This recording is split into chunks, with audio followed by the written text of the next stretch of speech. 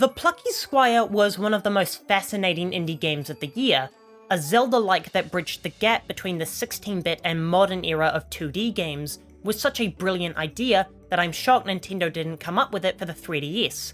But that was just the novelty. What was really exciting was the word-swapping mechanic and its limitless potential for puzzle solving, which threatened to steal the spotlight from Echoes of Wisdom by coming out a few days before the next mainline entry.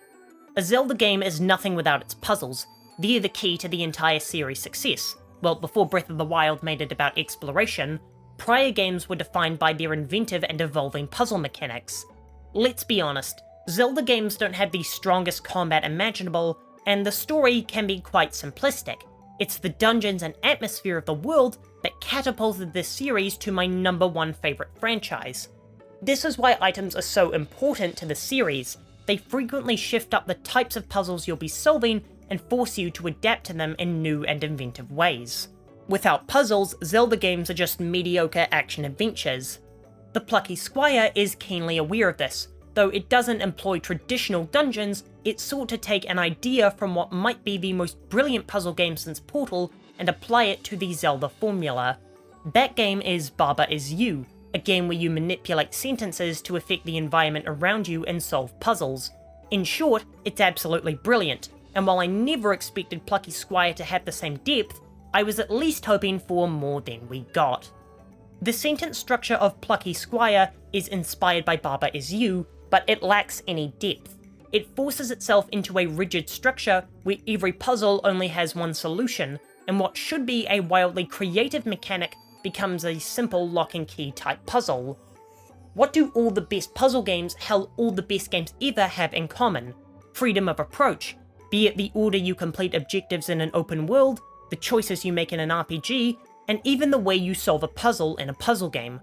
All the best games take advantage of the interactive medium and encourage the player to find their own solutions to the problem. The Plucky Squire has none of this freedom of approach. While you can still mix up words and the world will change, you can't interact with that change.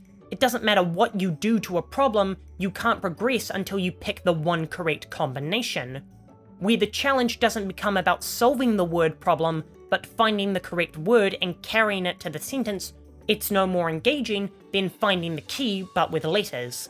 Even the Plucky Squire's main inspiration, Zelda, realised this fatal flaw in their design, and hard pivoted to letting the player solve their puzzles in whatever way they could imagine, and I guarantee that if the last two 3D Zeldas had been in the classic formula, we'd all be getting frustrated with their lack of innovation.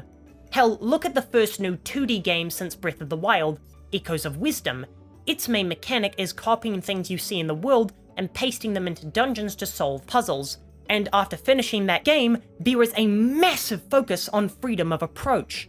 So with its main puzzle mechanic's lackluster freedom of approach, what does that leave the Plucky Squire with? Its combat is almost identical to Zelda with an added throw button, but a lack of enemy variety renders that addition useless. Its story is as inoffensive as its inspiration, however it has a much softer scale, so the journey feels far less epic and adventurous than Link's. Moreover, frankly, some characters are quite grating, but I know the game is intended for a much younger audience. Thankfully, it has its book hopping mechanic, and there are far more ways to interact with the story from outside the book, but again, these all have one solution and one solution only, so it's just another lock and key puzzle. While the book hopping mechanic is cute, it's also not quite a swap between 2D and 3D, as the camera remains locked in place overhead, and the two dimensions have the exact same controls, so it's more like a transition between Link's Awakening on the Game Boy and Link's Awakening on the Switch. The Plucky Squire was an unfortunate disappointment for a game that looked to combine my favourite series with one of the best mechanics to come out of the indie scene in recent years. Unfortunately, the game was a bit too ambitious for the new studio, and it failed to blend the two in a satisfying way. I'll be back in 2 days. In the meantime, here's a video on the saddest moments in The Legend of Zelda's history.